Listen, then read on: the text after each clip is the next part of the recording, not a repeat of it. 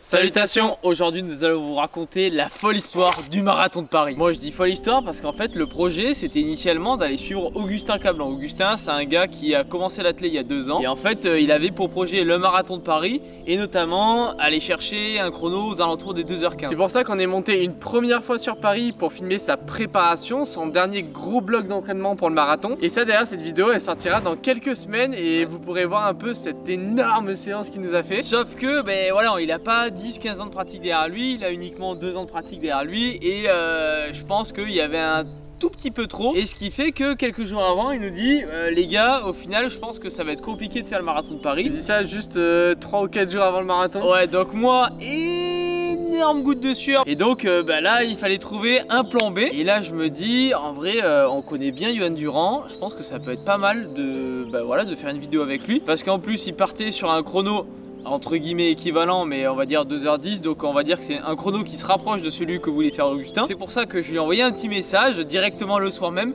pour lui demander est-ce que t'es chaud Johan pour qu'on te suive sur ce marathon là. Et chose très cool, il a accepté. Et nous voilà donc partis pour suivre ce marathon de Paris en compagnie de Johan Durand. Allez bon, je suis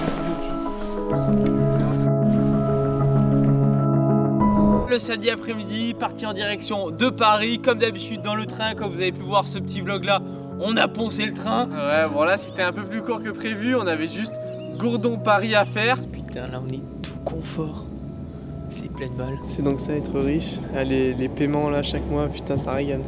Et là du coup on part de Brive, 5 heures de train, arrivé 21h30 en direct à 200 km/h. Voilà, on va manger un petit coup là, peinard. Ouais, là on est en première classe, c'est royal complet. Quand même 6 heures d'affilée de train, ça pique un peu, mais en tout cas on arrive là-bas.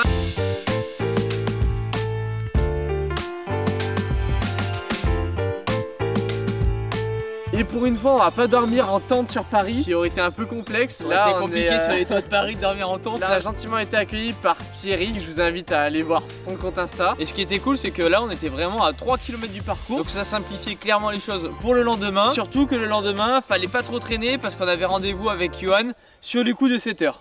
Avant de continuer, on tient à remercier Freshflow qui est le partenaire de cette vidéo. C'est grâce à eux que 2 vidéos sur Paris vont sortir, dont celle-là évidemment. Et d'ailleurs, parlons de la nouvelle gamme de bandes nasales qui sont sorties. On est maintenant sur le second modèle des bandes nasales, donc apparemment ça écarte beaucoup plus les narines.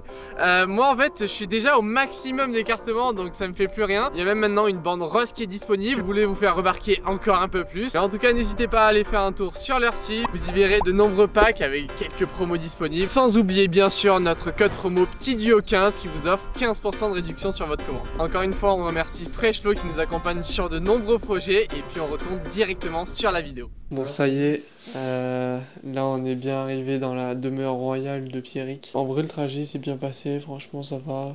C'était quand même beaucoup moins long que l'autre fois. Donc là il est beaucoup trop tard. Là il est minuit 30 quasiment.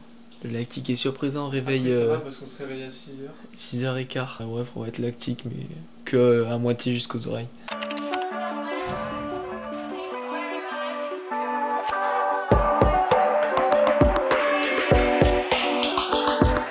Et ensuite on s'élance dans la capitale. Bon là il y a quand même du monde parce que bah il y a du monde tout le temps dans ça à Paris. Ok. Il est 6h30. Et non, il ne s'échappe pas pour le marathon de Paris. Alors là on rejoint la ligne de départ où il y aura Johan. Voilà, bon on est en courant parce que c'est le moyen le plus rapide de transport, plus rapide que le métro. Ouais. Plus rapide que le bus, plus rapide que tout. Pour ma part j'y vais en courant. Pourquoi? Parce que tout simplement les Vélib c'était une galère, ils fonctionnaient pas à ce moment-là. L'application avait planté complet, donc impossible de prendre les Vélib, ça c'est top. Donc on se retrouve avec le moyen de transport le plus fiable, c'est-à-dire la course à pied. Ouais. Parce que là c'est rare que mes chaussures elles ont des problèmes, en général ça va. Et puis bah, sur les coups de 7 heures on arrive sur le sorte de rond-point et là on voit les Champs-Élysées pleines balles. Ouais, parce qu'il faut savoir que le départ avait lieu pile sur l'avenue des Champs-Élysées.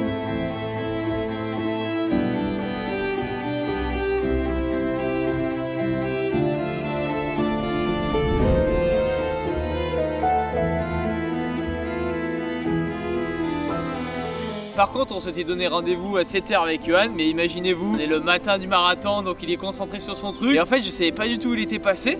Et donc là, on attend, on voit plein de gars, on reconnaît plein de gars et tout. On voit pas Johan, on se dit putain, mais c'est pas possible, il est passé où? Toi, t'essayes de voir vers le départ et tout. Ouais, moi je remontais un peu le départ, mais en fait il est pas là. Et finalement, c'est notre bon vieux Rémi Raymond qui va nous indiquer en fait s'il était pas là, ça se trouve on n'aurait jamais trouvé. Mais il nous a dit les élites ils sont sûrement dans les bus là-bas. Donc je suis allé voir et effectivement il venait bien du bus. Ouais. Et c'est comme ça qu'on a pu retrouver Johan qui était déjà parti pour son échauffement. Il était en plein échauffement.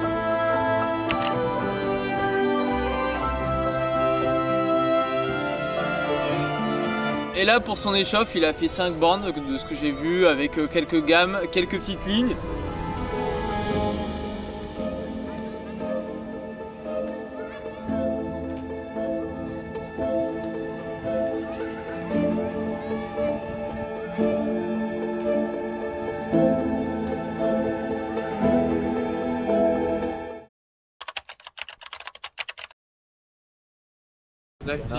J'ai perdu mon tel aussi sur ce... Le tel qui ne marche plus. Après c'est pas grave, on est juste à Paris. C'est tranquille pour se retrouver. Oui, bah, les routes je commence à les connaître quasiment par cœur. Et puis bah, fallait se placer tranquillement sur la ligne de départ. Alors là pour le coup il était présenté en tant que favori évidemment, puisqu'il a déjà fait 2h09 sur son marathon de Paris. Donc c'est pas le marathon le plus roulant. Non, on n'est pas sur le marathon le plus roulant, donc c'était vraiment costaud. Là il partait sur environ 2h10 et c'est pour ça que maintenant on va vous raconter ça directement avec lui.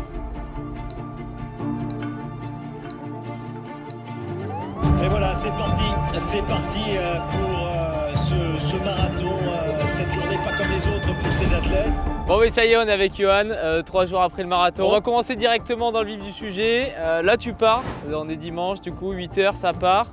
Et donc là toi t'avais un petit, déjà t'avais un objectif chronométrique dans la tête? Ouais bah oui, on partait sur les bases de 2h11, 2h12 avec mon coach. On s'était dit que 2h12 c'était un objectif sur lequel je m'étais entraîné pendant toute la préparation. On avait fait les allures, ça passait bien.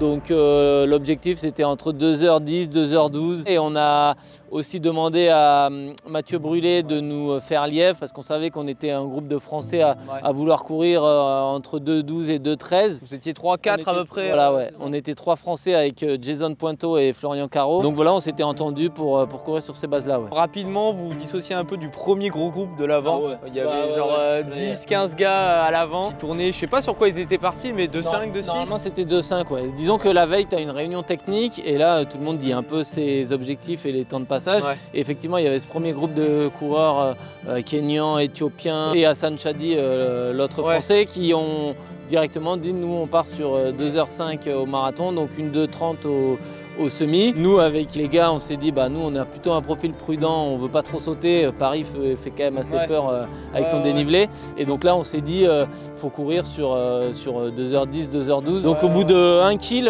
allez 1,5 kg, parce que le premier kilo ils sont pas partis trop vite, mais 1,5 km ça y est on s'est retrouvé à 4 et puis là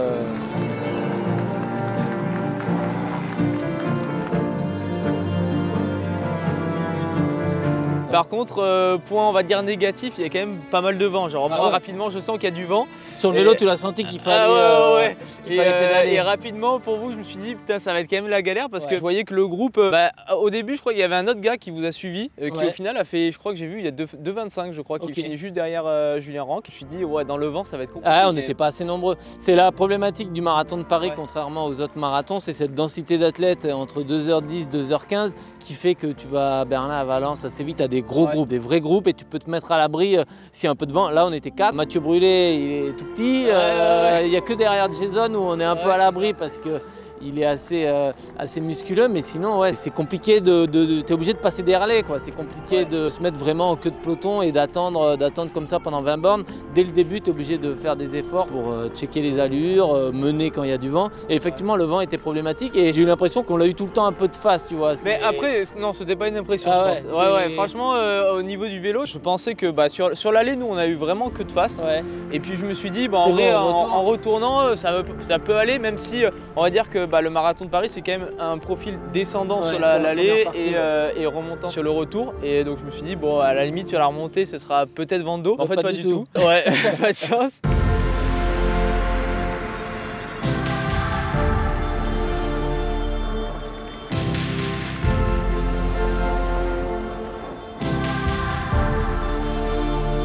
Et donc là, toi, au niveau déjà nutrition, tu avais déjà un plan, tu t'es déjà établi un plan. C'était quoi un peu ta stratégie? Nous, les athlètes élites, on a la chance de pouvoir donner nos ravitaillements et de les préparer la veille. Du coup, moi, c'était tous les 5 km, j'avais une boisson d'effort isotonique goût citron parce que c'est un goût que j'aime bien, qui me va bien et tout, que j'ai testé à l'entraînement, qui me correspond. Et donc tous les 5, je buvais. C'est même tous les 4 parce que là, Paris, avant, il y avait 8 ravitaillements sur les 42 km et là, cette année, ils en ont mis 9. Et donc, ouais, tous les 4, j'avais mes bidons que je prenais régulièrement.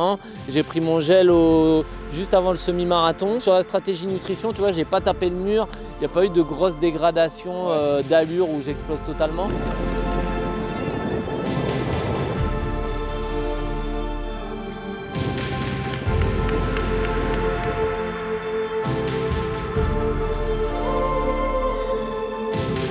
À partir de 10 km, là pour le coup vous êtes vraiment votre groupe formé, il n'y a personne derrière, il n'y a personne devant, on voit personne. Là toi tu regardes un peu le chrono ou pas du tout? J'ai regardé jusqu'au 10, ouais. J'ai regardé jusqu'au 10 et après j'ai senti que... Après t'as plus voulu? Après j'ai senti que j'étais pas dans un grand jour et que l'objectif ultime, le plan A c'était de 10, de 12. J'ai senti que bon le plan A il allait être compliqué. Ouais.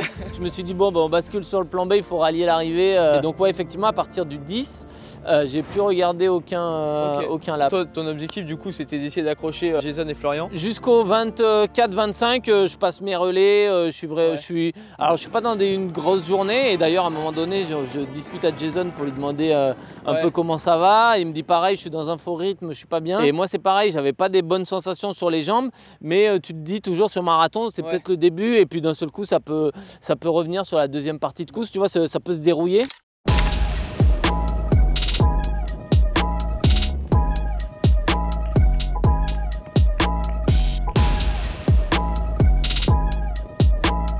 Le marathon, c'est que des fois tu peux avoir des petits coups de mou comme ça, des petits passages à vide où tu as l'impression que tu vas te dire oh là ça me paraît long, donc tu baisses un peu de pied et puis finalement après tu te refais la cerise et il arrive à bien finir. Et toi quand tu passes au semi, t'es encore bien, ça va? Ouais, au semi ça va. Mentalement t'es encore bien, tu sens que tu n'as pas de décrochage spécialement? Non, je sens que je suis pas bien, je sens que je suis pas dans un grand jour, que ça me paraît un peu long, j'ai l'ischio qui est tendu, j'ai les jambes qui répondent pas de ouf, mais malgré tout le rythme me paraît pas non plus, j'avais pas le couteau sous la gorge, ça allait.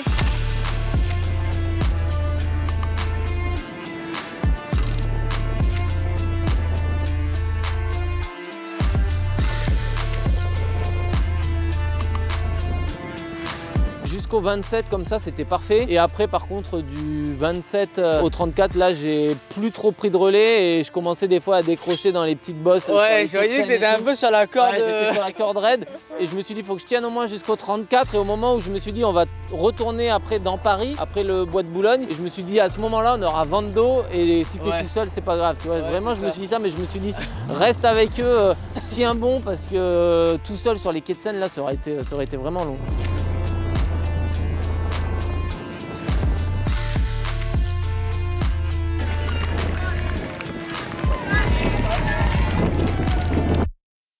Toi, tu l'as déjà fait 3 fois? Ouais. 3 fois, ouais.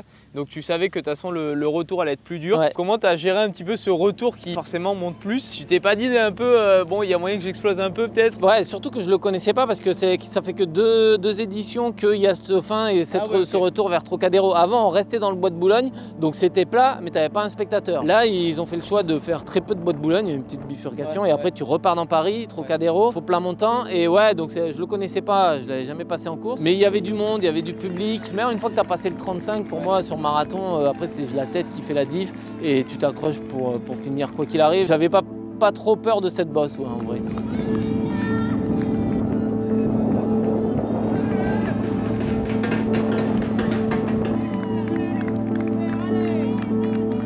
L'enchaînement des ponts, ça t'a pas trop fait mal aux jambes quand même? Ça fait mal aux jambes. Ouais, parce que à vélo là, moi tu vois, moi je l'avais jamais fait et à vélo je sentais que vraiment il y avait quand même des sacrés petits raidillons là après les ponts. C'est ça qui fait la difficulté de Paris, c'est il y a 200 mètres de dénivelé positif, mais c'est que c'est surtout il n'y a jamais de plat en vrai, c'est tout le temps un peu faux plat, montant, descendant, des ponts, des casse-pattes, ça fait mal à la tête et ça fait mal aux jambes. Ouais.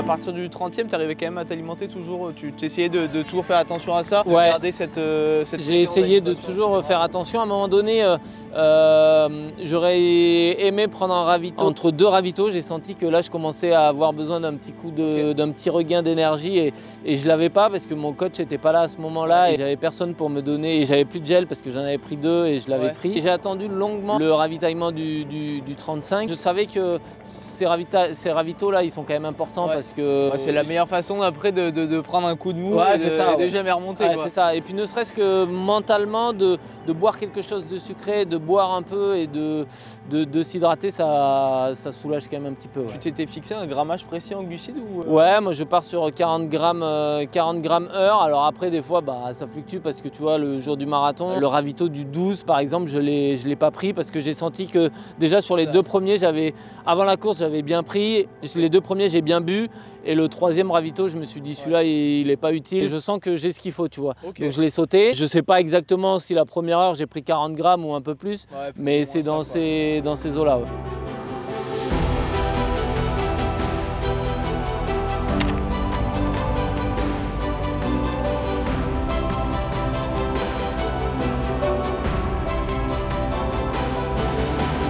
C'est à partir je crois du 37 je crois ou un truc comme ça que tu lâches un peu les Ouais, les moi gars. je lâche les gars. Ouais. Il y a une bonne bosse qui fait quelques centaines de mètres et là pour le coup tu accuses un peu le coup. Ouais. C'est la zone d'encouragement Team Orange Running et elle m'a été la bosse m'a été déjà dans le rond-point avant Roland Garros, le rond-point et tout.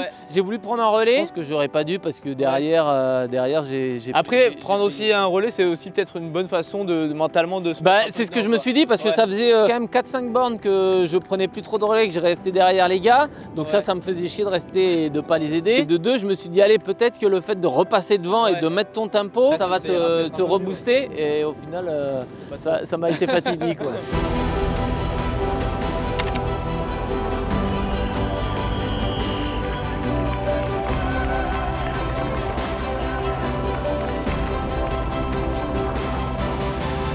Après ce qui est bien c'est que bon ça monte mais par contre tu retrouves tous les spectateurs un peu c'est ça. Et puis bon après les derniers kilos tu finis un peu comme tu peux. Puis surtout à ce moment-là dans la bosse et tout je commence à sentir, ça fait un bon petit moment déjà que mon ischio dès le 10e je le disais me titillait un petit peu, je le sentais pendant la course, je sentais que progressivement ça tirait. Au 34-35 au moment où je lâche, j'ai du mal à déterminer alors si c'est une tendinite ou si c'est une contracture truc. Mais j'avais l'impression que ça se transformait vraiment en déchirure et je me suis dit ça serait trop con de bâcher maintenant parce que l'ischio lâche ou de choper des crampes. Le fait d'avoir cet ischio qui tire, j'ai senti que mon mollet gauche s'est contracté et pas le droit. J'avais la fesse gauche ultra verrouillée et tout, ça déséquilibre un peu tout. Et donc effectivement j'ai ralenti parce que j'étais moins fort qu'eux, mais il y a aussi l'ischio qui m'a fait ralentir en me disant vaut mieux peut-être terminer en 2,14 que terminer au 38e avec une déchirure de 10 cm. T'étais un peu plus prudent. J'ai été un peu plus prudent.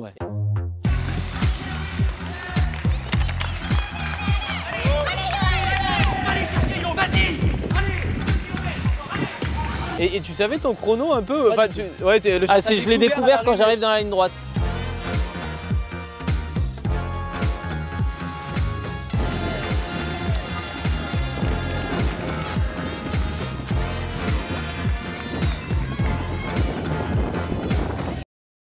Et je vois la ligne droite et je vois 2,14,05, j'ai dit c'est bon, ça va faire moins de 2,15. Je me suis dit c'est quand même pas mal.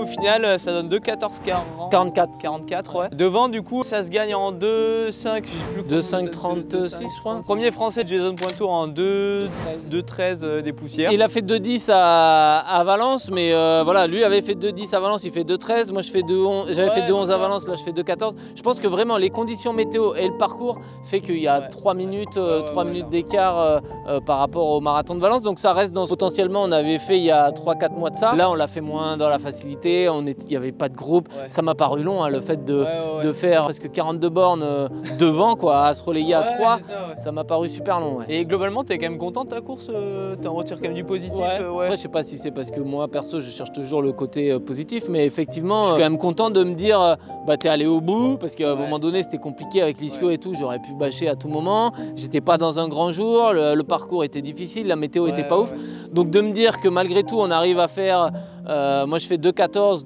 dans ces conditions-là, c'est pas si mal, je prends, voilà, je sais que j'avais pas les bonnes jambes, j'avais un ischio très compliqué, la météo était pas ouf, le parcours est pas dingue, donc faire 2,14 c'est quand même encourageant, et puis d'être allé au bout du truc, le marathon, tu sais jamais comment ça se passe, hein. C'est toujours un peu une aventure, et malgré tout quand je regarde les splits, alors je suis passé de 3,10 à 3,20 pardon en rythme, j'étais pas à 3,40. Ouais, t'as pas eu de décrochage. Il n'y a pas un vrai gros décrochage d'explosion, donc ça c'est cool. En tout cas c'est positif, et là prochain marathon on te retrouve où du coup? Du coup bah là j'ai fait quand même 2 prépas marathons assez proches, avec une prépa de septembre, octobre, novembre pour Valence en décembre, une prépa janvier, février, mars là pour le marathon de Paris en avril. Donc en fait sur les 6 derniers mois ça fait 2 prépas marathons. Donc là on va partir sur un peu plus light là. Ouais, un peu plus light, et puis surtout travailler un autre secteur. Le secteur marathon, je sens que je suis fort dessus parce que musculairement c'est le marathon qui m'a laissé moins de traces. Là aujourd'hui je pourrais recourir. Ouais, ce qu'on disait c'est que t'as même pas de courbature au final. J'ai quasiment pas de courbature, donc ça veut dire que j'étais prêt musculairement pour affronter le marathon. Donc derrière c'est cool de pouvoir capitaliser et aller travailler sur de la vitesse. T'as déjà un petit objectif chronométrique sur 10? Bah ouais, parce que là je suis dans la catégorie des Master 1 pardon. T'avais cherché le record de France? 39 ans, voilà, et donc on a regardé les records de France. Il faut que je fasse 14-13 au 5 km, 29-0 au 10 et une 3-12 de mémoire au semi. Ah ouais, tu veux essayer de tout prendre? Essayer de tous les prendre, et en fin d'année, à décembre, j'irai prendre celui du marathon en 2-10-39. 2-10-39 à Valence, ça sera l'objectif. Celui-là, il est costaud. Autant 29-0, je pense que ça va le faire. Une 3-12, pareil, je pense que ça va le faire. 14-13 aussi, je pense. Mais 2-10-39, ça va être un petit peu plus compliqué. Mais c'est ça qui me fait avancer aujourd'hui. Bon et voilà, petit résumé de terminé. J'espère que ça vous a plu. On a essayé de débrief, d'aborder un petit peu plus en détail plusieurs éléments. Encore une fois, on remercie Freshflow et tous les tipeurs pour le soutien. C'est grâce à vous tous qu'on peut arriver à mettre en place ce genre de projet, parce que sinon le compte bancaire il serait déjà sous terre. Et puis encore un énorme merci à Johan pour ce suivi, pour avoir accepté de faire ce débrief avec nous. Et comme vous avez pu voir, même pour un mec au top de l'élitisme on va dire, voilà, ça ne se passe pas toujours comme on veut. Il y a toujours des hauts et des bas, et franchement après je pense que il devait faire 2,10, mais forcément il est arrivé sur notre chaîne YouTube, donc c'est la chaîne de la sous-perf, forcément il était obligé de pas perf, mais bon c'est quand même propre. Et puis quant à nous, on se retrouve donc la semaine prochaine pour le 55 km. Ton premier trail long officiel de ta vie en compétition. Ouais, pour le coup c'est dans 2 jours là quand on tourne à voix off, donc j'espère que ça se passera bien. Je te mets une goutte de sueur. On verra ce que ça donne, on verra si tout se passe bien. Et comme d'habitude, n'hésitez pas à seuiller rudement. Et on se retrouve très prochainement pour de nouvelles aventures. Allez, ciao!